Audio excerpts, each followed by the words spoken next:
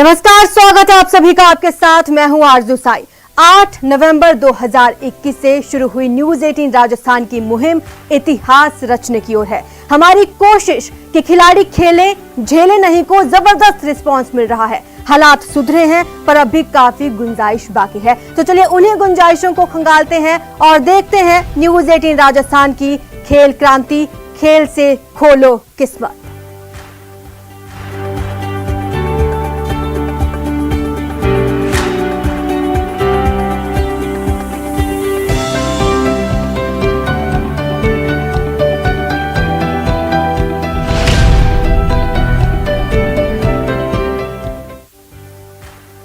खेल और खिलाड़ी आजकल किसी भी देश या प्रदेश की प्रगति के सिंबल बनते जा रहे हैं।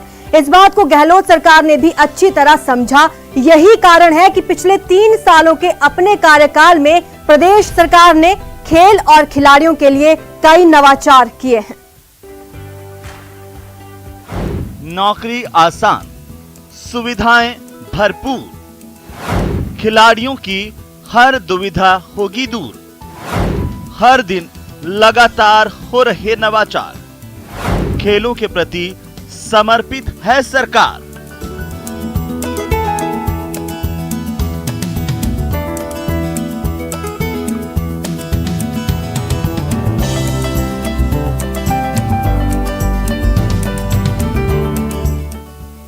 खेल में फिसड्डी तो हर क्षेत्र में फिसड्डी।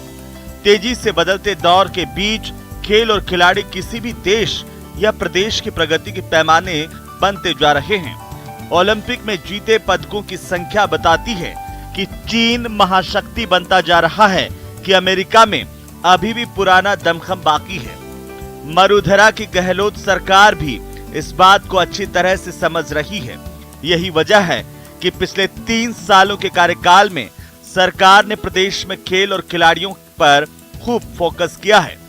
कोरोना इफेक्ट के बावजूद सरकार ने बीते साल खेलों के प्रति रुझान पैदा करने के लिए कई उत्साहवर्धक घोषणाएं की और उन पर अमल भी किया है।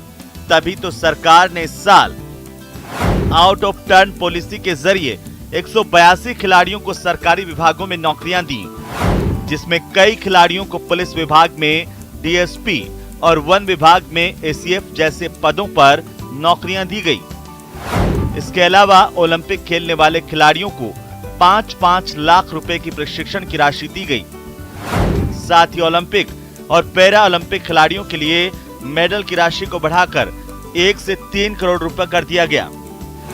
इस घोषणा को पूरा करते हुए राज्य सरकार ने टोक्यो पैरालंपिक में प्रदेश का नाम रोशन करने वाले 4 खिलाड़ियों के 5 मेडल पर 10 करोड़ रुपए की नकद राशि वितरित की। खिलाड़ियों के राज्य और राष्ट्रीय स्तर के लिए टीए और डीए की राशि बढ़ाई गई। वहीं राज्य के बजट में घोषित स्पोर्ट्स स्कूल को भी शुरू कर दिया गया है।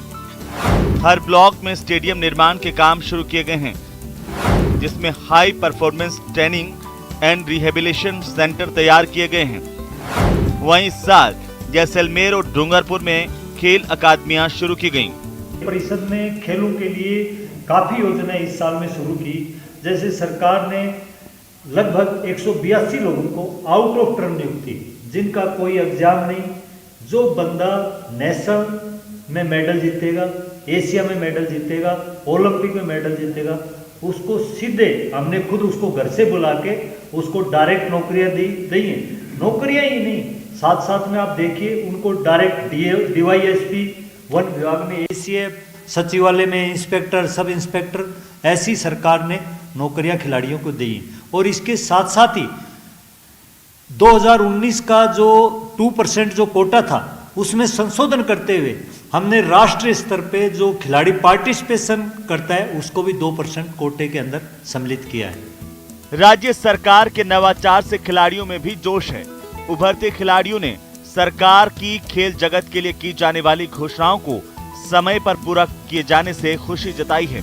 साथ ही स्पोर्ट्स स्कूल और रिहेबिलिटेशन सेंटर जैसी सौगात से खेलों को बढ़ावा मिलने की उम्मीद जताई है और कई सुधारों की अपेक्षा कर रहे हैं। लाइक लास्ट ईयर खेलो राजस्थान स्टार्ट हुआ था and from 2 years Khelo India भी स्टार्ट हुआ है। सो बहुत ज़्यादा मतलब हमारे लिए कर रही है स्पोर्ट्स के लिए। एंड उसके अलावा 2% कोटा गवर्नमेंट ने स्टार्ट कराया है, जैसे पुलिस या सिविल सर्विसेज जिसमें भी है, तो इट्स वेरी मतलब हेल्पफुल फॉर अस। अभी ग्रामीण खेल भी जैसे अभी हो रहे हैं और पिछले साल खेलो राजस्थान हुआ, तो खिलाड़ियों को बहुत ही मौका दिया जा रहा है कि वो उस खेल में आगे आए और अपना प्रदर्शन दिखाएं। हाँ सर, पिछली बार खेलो राजस्थान हुआ था, अभी खेलो ग्रामीण भी हो रही है। सरकार हमारे लिए बहुत कुछ कर रही है और सर 2% कोटा भी किया हमारी सरकार ने, तो इसकी वजह से सभी खिलाड़ी मोटिवेशन होंगे, भी उनको जॉब मिल सकती है। ये भी कोशिश हो रही है, जो ग्रामीण खेलों को जोड़ के फॉर्म वगैरह भरे जा रहे हैं, उससे भी काफ़ी बच्चों में उत्साह है। जाहिर है अभी खेलों को लेकर बहुत कुछ करने की जरूरत है, लेकिन ये बात साफ है कि राज्य सरकार की खेल और खिलाड़ियों को बढ़ावा देने की मंशा में कोई कमी नहीं है। ऐसे में ये उम्मीद बेमानी नहीं है कि आने वाले दिनों में राज्य सरकार की कोशिशें रंग लाएगी और मरुधरा के खिलाड़ियों की प्रतिभा अपनी चमक बिखेरेगी। न्यूज़ 18 राजस्थान के लिए जयपुर से महेश दादीच की रिपोर्ट।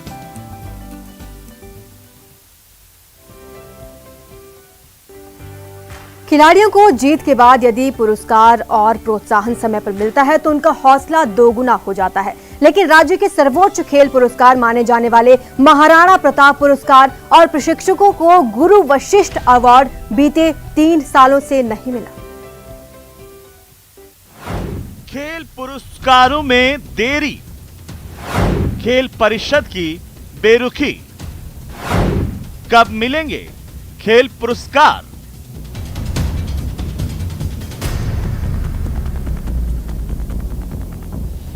खेल और खिलाड़ियों पर सरकार का खास फोकस रहा है, लेकिन खिलाड़ियों को दिए जाने वाले पुरस्कारों को लेकर खेल परिषद की बेरुखी नजर आई है। बीते 3 साल से श्रेष्ठ खिलाड़ियों को दिए जाने वाले महाराणा प्रताप पुरस्कार नहीं दिए जा सके हैं। साथ ही प्रशिक्षकों को मिलने वाले गुरु वशिष्ठ अवार्ड्स का भी इंतजार बना हुआ है।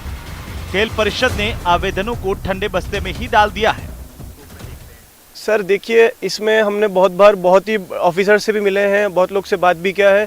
सब लोग के पास एक ही रहता है कि हम लोग के पास बजट नहीं है और बजट के कारण हम ये सब देरी कर रहे हैं। तो सर बाकी चीज़ों के लिए बजट आ जा रहा है, पेश हो जा रहा है, चीज़ें हो जा रही है बाकायदा, लेकिन आप खिलाड़ी और जो कोच हैं उनको अगर समय पे अगर आप उपलब्ध चीज़ें नहीं कराएंगे तो सर मुझे नहीं लगता कि राजस्थान से कोई किसी भी क्षेत्र में आगे बढ़ पाए। करके उसको प्रोत्साहन मिलना चाहिए। गहलोत सरकार ने आउट ऑफ टर्न पॉलिसी के आधार पर भले ही प्रदेश के खिलाड़ियों को सरकारी नौकरी का तोहफा दिया हो, लेकिन प्रदेश के खिलाड़ियों और कोच को खेल से जुड़े प्रतिष्ठित अवार्ड के लिए बीते 3 साल से इंतजार करना पड़ रहा है। खेल परिषद ने समय समय पर आवेदन तो लिए, लेकिन अवार्ड्स नहीं दिए। साल 2018-19 की बात की जाए तो 27 प्रशिक्षकों ने गुरु वशिष्ठ अवार्ड के लिए आवेदन किया। वहीं 66 खिलाड़ियों ने प्रताप अवार्ड की दावेदारी पेश की। साल 2019-20 की बात करें तो गुरु वशिष्ठ अवार्ड के लिए 39 और प्रताप अवार्ड के लिए 113 कुल आवेदन किए गए। 2020-21 में गुरु वशिष्ठ अवार्ड के लिए करीब 13, प्रताप अवार्ड के लिए 24 आवेदन आए, लेकिन अवार्ड्स के लिए भी तारीखों का इंतजार है। खिलाड़ी कभी भी दफ्तरों के चक्कर नहीं काट सकता। आप उसको टाइम पर उसकी प्रोत्साहन राशि पहुंचाएं ताकि वो प्रोत्साहित भी और उस पैसे को अपने काम खिलाड़ी के प्रोत्साहन में काम ले पाए और आगे अपनी तरक्की करे। और भी बहुत सारी चीज़ें होती है खिलाड़ी के साथ साथ, न्यूट्रिशन होता है, अपना इक्विपमेंट्स होते हैं, तो उनमें अपना काम ले और आगे बढ़े। अगर वही लेट लफी कर देंगे तो शायद मुझे नहीं लगता कि शायद कोई खिलाड़ी अपना तरीके से अपना परफॉर्मेंस दे पाएगा। परिषद हमेशा खिलाड़ियों की भावना को आगे समझती है, लेकिन कुछ मुद्दे ऐसे हैं जिसमें हम बहुत पिछड़े हुए हैं। जैसे इनामी राशि अभी हमें 2015-16 के स्टेट के चैम्पियनशिप की इनामी राशि अभी हाल में ही बच्चों के पास हुई और वो क्लियर कर रहे हैं। और जैसे महाराणा प्रताप भी 4 साल हो गए, अगर ये बच्चा खेल के कब आए और उत्कृष्ट खिलाड़ी कब बने, उसके बाद 4 साल निकल जाए तो उस अवार्ड का मतलब ही नहीं होता। क्योंकि अगर बच्चा खेल के आया, कोई प्लेयर खेल के आता है और तुरंत वो अवार्ड मिल जाए तो उसकी वैल्यू अलग होती है। उसको लगता है कि मैं खेल के आया तो मेरी देश के लिए और राज्य के लिए जो खेला हूँ उसके लिए मान सम्मान मिला, बहुत बड़ी बात है। और मैं चाहूँगा कि सरकार की प्रतिवर्ष ही कंटिन्यू करे और दे तो बहुत अच्छी बात होगी। ये तो हाल पुरस्कार को लेकर है, वहीं ऐसा ही हाल खेल परिषद से जारी की जाने वाली प्रोत्साहन राशि को लेकर के भी है।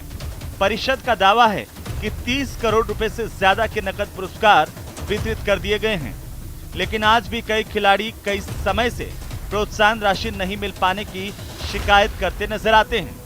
हालांकि प्रशासन का कहना है कि कोविड-19 के चलते काफी कुछ प्रभावित हुआ है।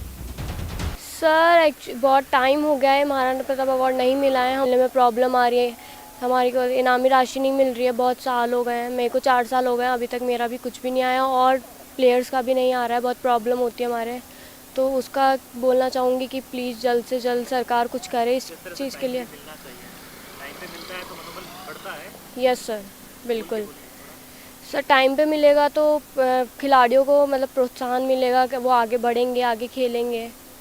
जब प्रदेश में बीजेपी की सरकार थी तब भी खिलाड़ियों को और कोच को इन अवार्ड के लिए लंबा इंतजार करना पड़ा था और तकरीबन 7 साल बाद खिलाड़ियों और कोच को ये अवार्ड मिले थे। खेल प्रतिभाओं को समय पर सम्मान देना और प्रोत्साहन करना जरूरी है, क्योंकि इससे खेलों को लेकर उत्साह बढ़ता है। उम्मीद है खेल परिषद इन जरूरी मुद्दों पर भी ध्यान देकर खिलाड़ियों का मनोबल मजबूत करेगी। महेश दादीज, news 18 Rajasthan, Jaipur. Basketball junior खिलाड़ियों को तो खूब रास आ रहा है, लेकिन सीनियर वर्ग में ये खेल अपनी पहचान बनाने को तरस रहा है। कभी 90 के दशक में सीनियर वर्ग में इस खेल में हमारे खिलाड़ियों की प्रतिभा हर जगह दिखाई देती थी, लेकिन अब हालात ऐसे नहीं हैं। ऐसा क्यों हो रहा है, देखते हैं ये रिपोर्ट। जूनियर्स में बास्केटबॉल का जुनून, सीनियर्स को सुविधाओं का अभाव, टीम से सीनियर्स का पलायन। राजस्थान में बास्केटबॉल की शुरुआत 1948 में हुई थी। एक वक्त में मरुधरा में बास्केटबॉल की एक से बढ़कर एक प्रतिभाएं सामने आती थीं। आज भी जूनियर वर्ग में टैलेंट की कोई कमी नहीं है। जयपुर के एसएमएस स्टेडियम में हर उम्र वर्ग के बास्केटबॉल खिलाड़ी खुद को तराश रहे हैं। ऐसा ही प्रदेश के हर एक स्कूल कॉलेज के खेल मैदान पर भी देखा जा सकता है।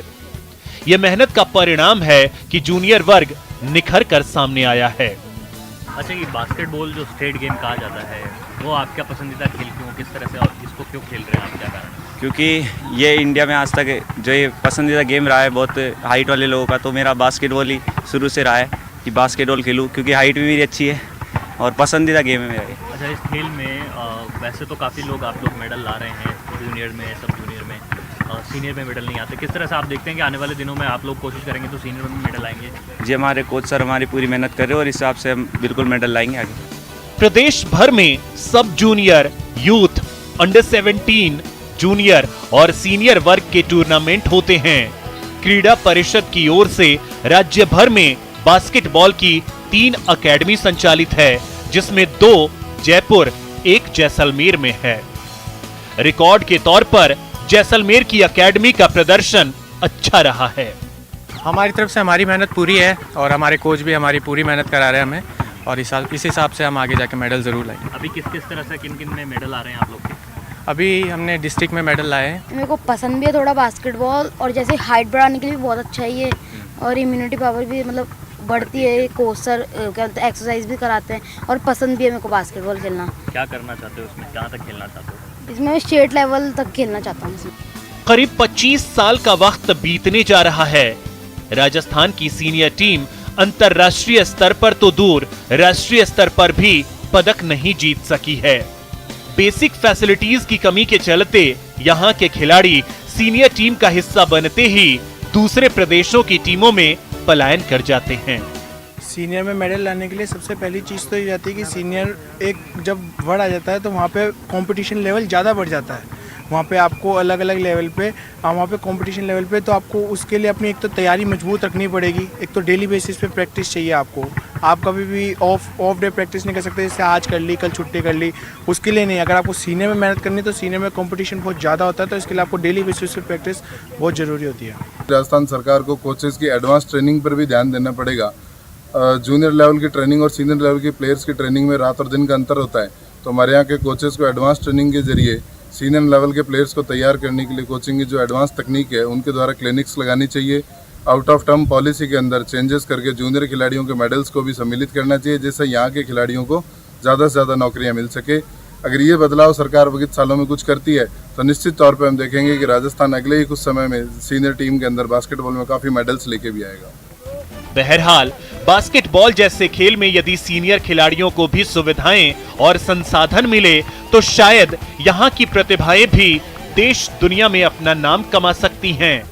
प्रदेश की टीम को भी सिरमौर बनने का फिर से मौका मिल सकता है। महेश दाधीच, न्यूज़ 18 राजस्थान, जयपुर। और यहाँ रुकेंगे एक छोटे से ब्रेक के लिए, जल्द हाजिर होंगे।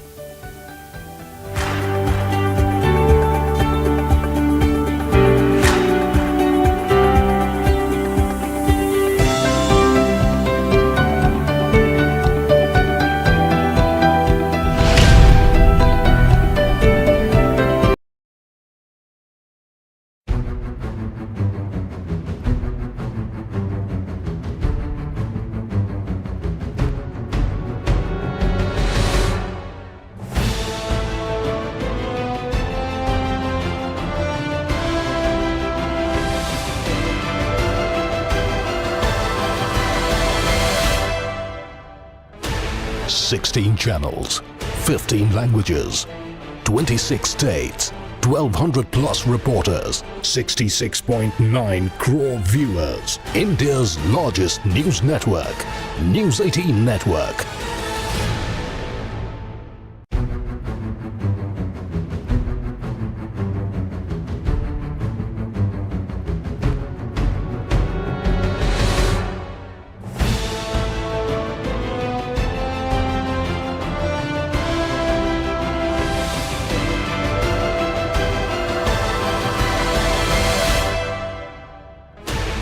Sixteen channels, 15 languages, 26 states, 1,200 plus reporters, 66.9 crore viewers. India's largest news network, News 18 Network.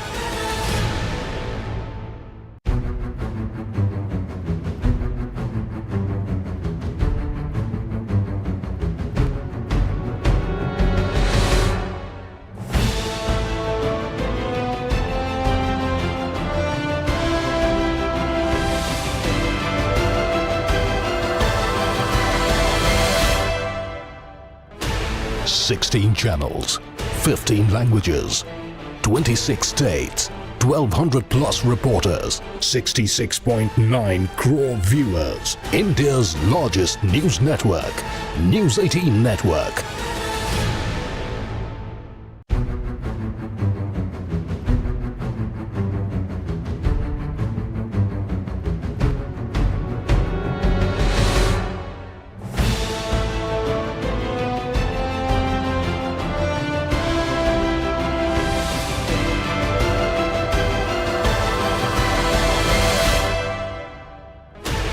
Sixteen channels, 15 languages, 26 states, 1,200 plus reporters, 66.9 crore viewers. India's largest news network, News 18 Network.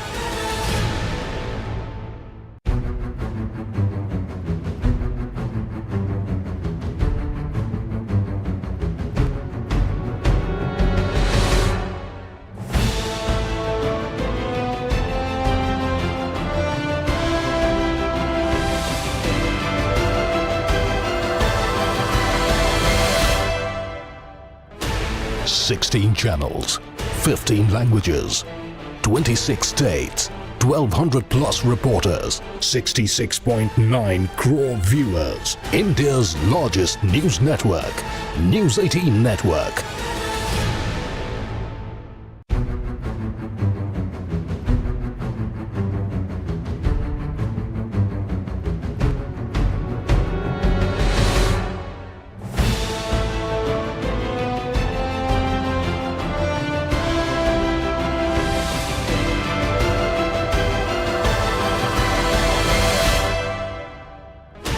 Sixteen channels, 15 languages, 26 states, 1,200 plus reporters, 66.9 crore viewers. India's largest news network, News 18 Network.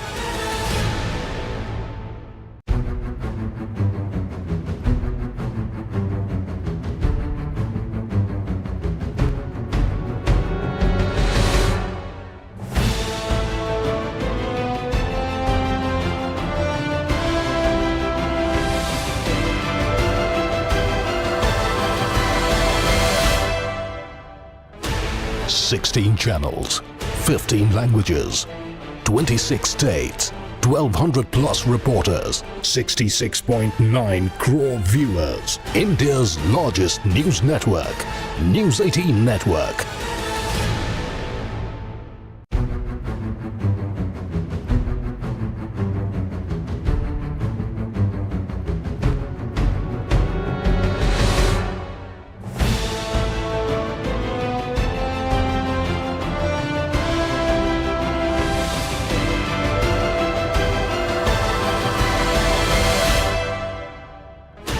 Sixteen channels, 15 languages, 26 states, 1,200 plus reporters, 66.9 crore viewers. India's largest news network, News 18 Network.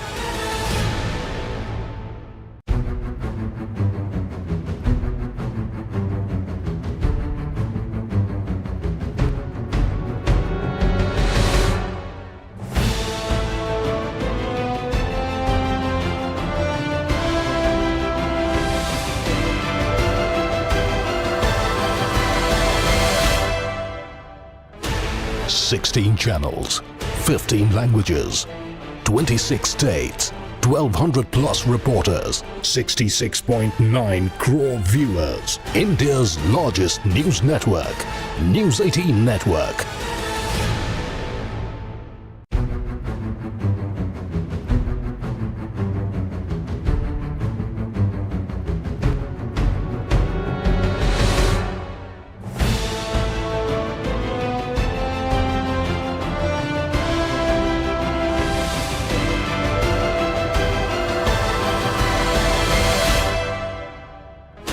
Sixteen channels, 15 languages, 26 states, 1,200 plus reporters, 66.9 crore viewers. India's largest news network, News 18 Network.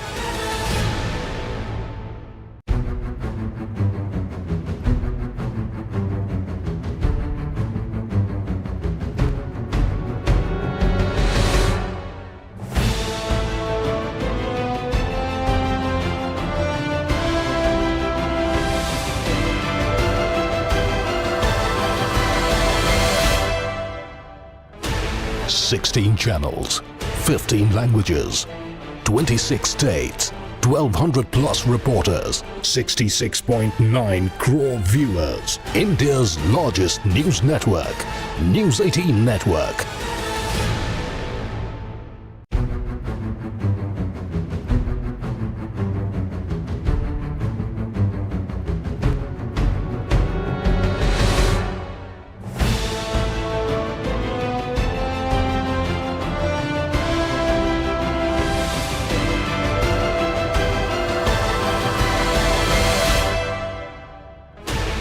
Sixteen channels, 15 languages, 26 states, 1,200 plus reporters, 66.9 crore viewers. India's largest news network, News 18 Network.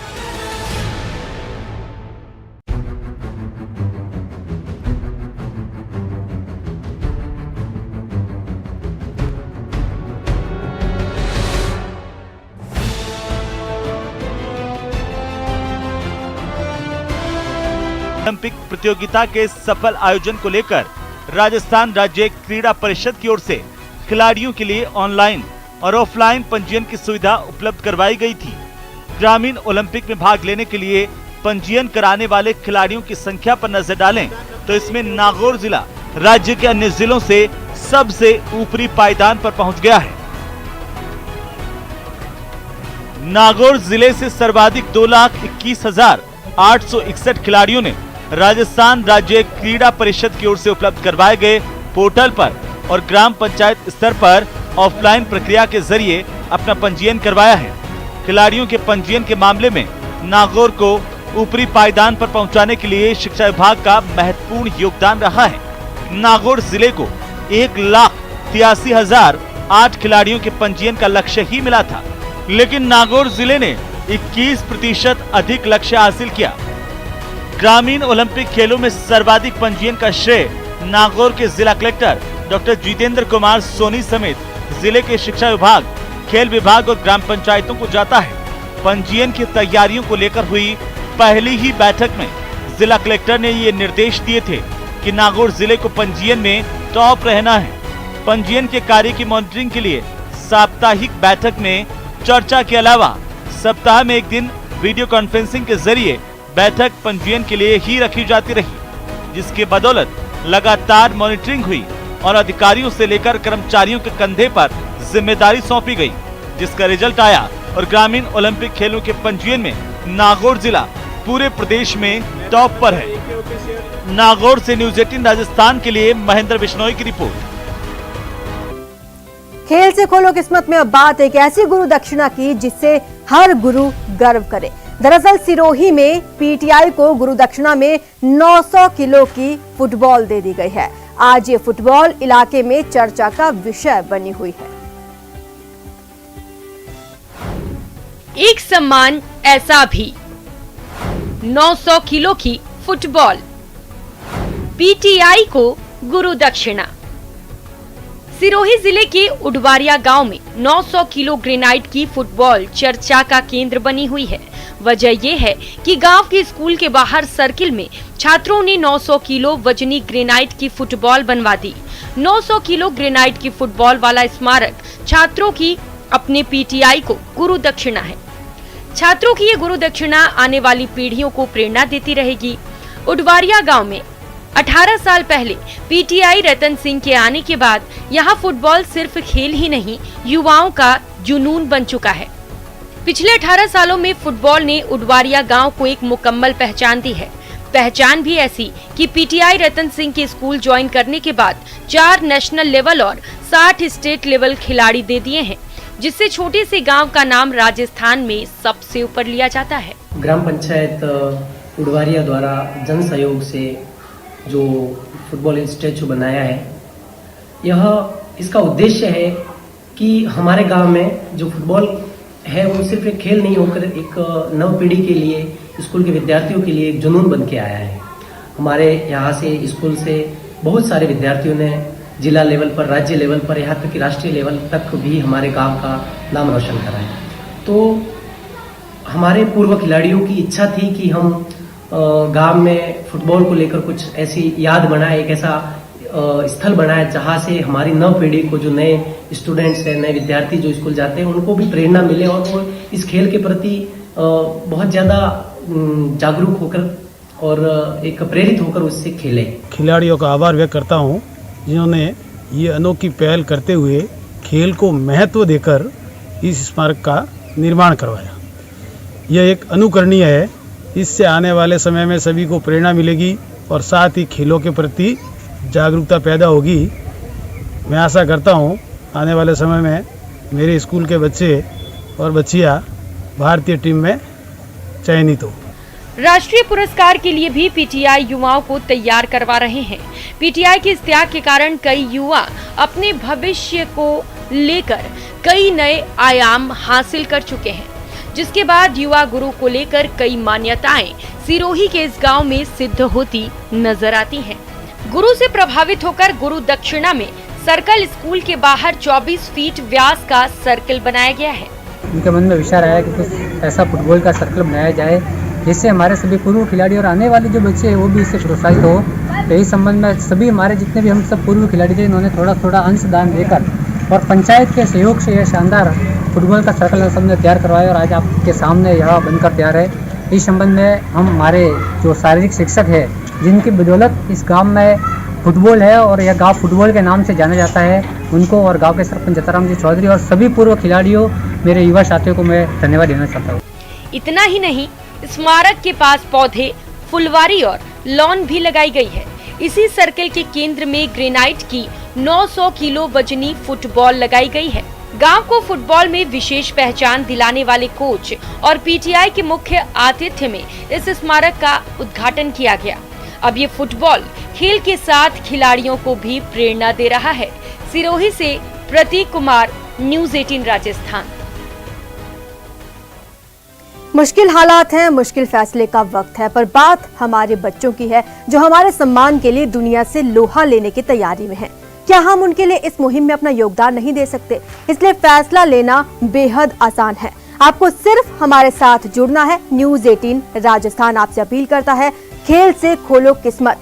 याद रखें, राम सेतु बनाने में एक गिलहरी का योगदान भी बहुत बड़ा था। हम सभी को, हमको, आपको अपनी अपनी कैपेसिटी में योगदान देना ही होगा। मैं अपील करती हूं मुझे देख रहे सभी लोगों से, स्थानीय प्रशासन से, अथॉरिटीज से, अधिकारियों से, योगदान दें। मुझे यकीन है साथी हाथ बढ़ाएंगे, हम निकलेंगे बाहर इतिहास रचने, खेल क्रांति से भविष्य को उम्मीद देने, खेल से किस्मत खोलने।